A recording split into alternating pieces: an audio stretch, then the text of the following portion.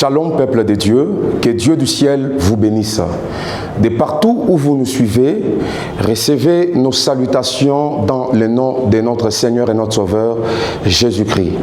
Nous venons pour une deuxième partie dans notre grand thème qui est intitulé « La guerre avec le Philistin ».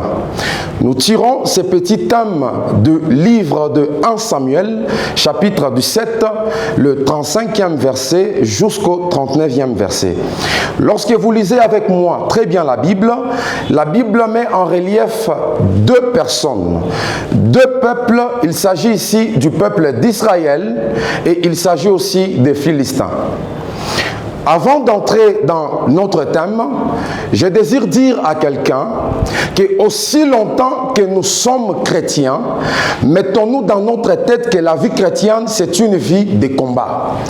Tous les jours de notre vie, nous serons confrontés à la bataille. Un enfant de Dieu sans combat n'existe pas.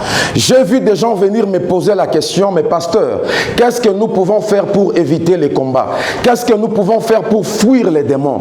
Mais laisse-moi te dire ce soir que la vie chrétienne sans combat, elle n'existe pas.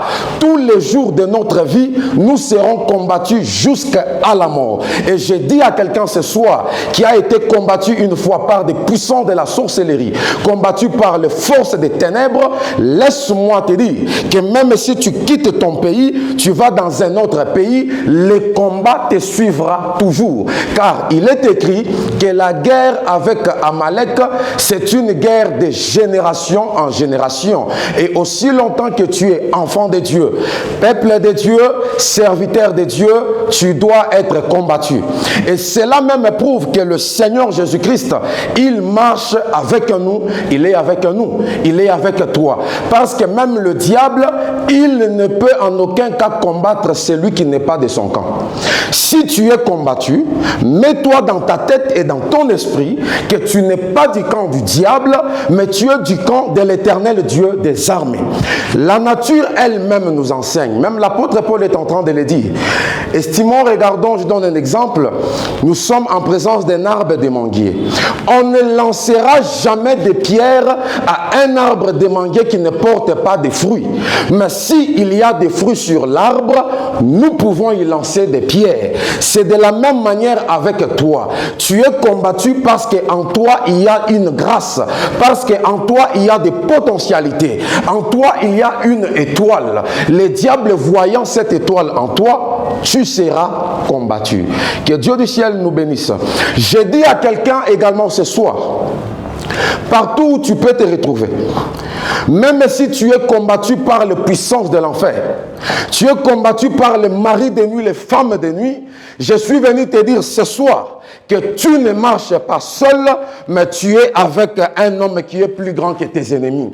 Oh, je dis à quelqu'un qui marche avec le Seigneur que même si tu es plus petit en âge, même si tu es déjà avancé en âge, tu n'es pas seul, tu as un plus fort que toi.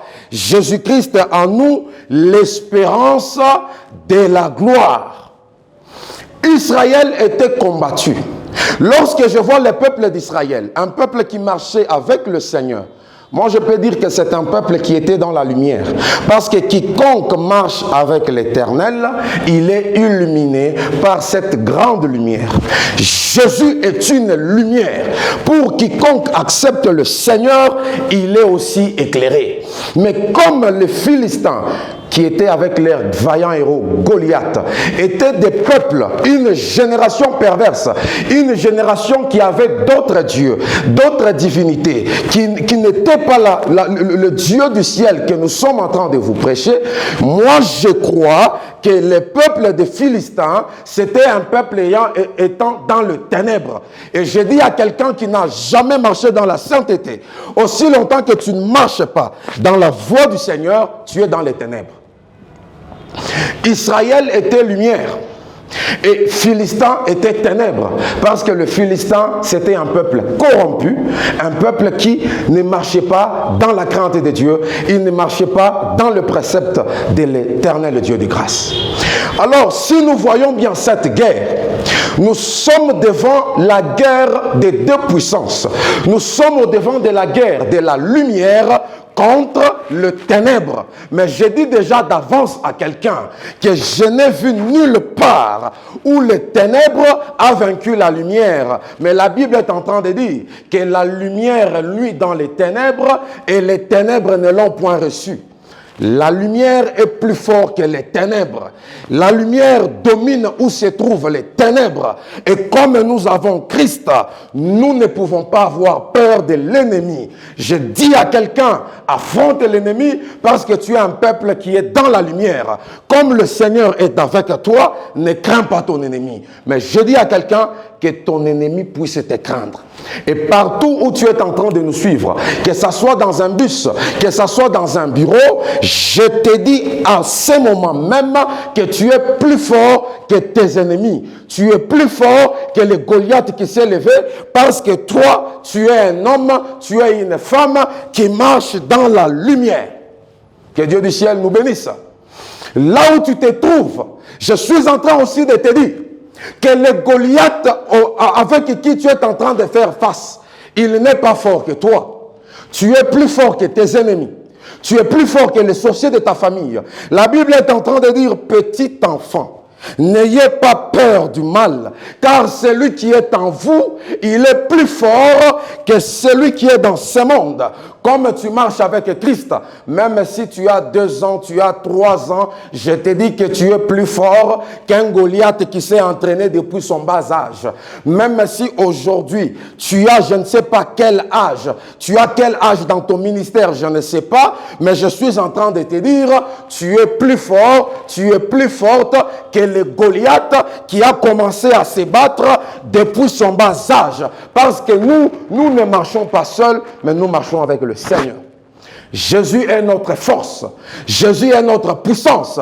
Et nous n'avons pas peur d'affronter le diable.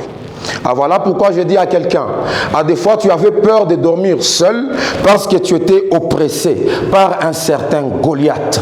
Mais ce soir, je te déclare, n'ayez plus peur. Tu ne fais pas route seul, mais tu fais route avec le Seigneur. Jésus en nous, nous sommes forts. Jésus avec nous, nous sommes plus puissants. Et je te dis, tu es plus puissant. La Bible est en train de dire, l'Éternel ordonne que tu sois puissant. Que Dieu du ciel que nous servons vous bénisse abondamment.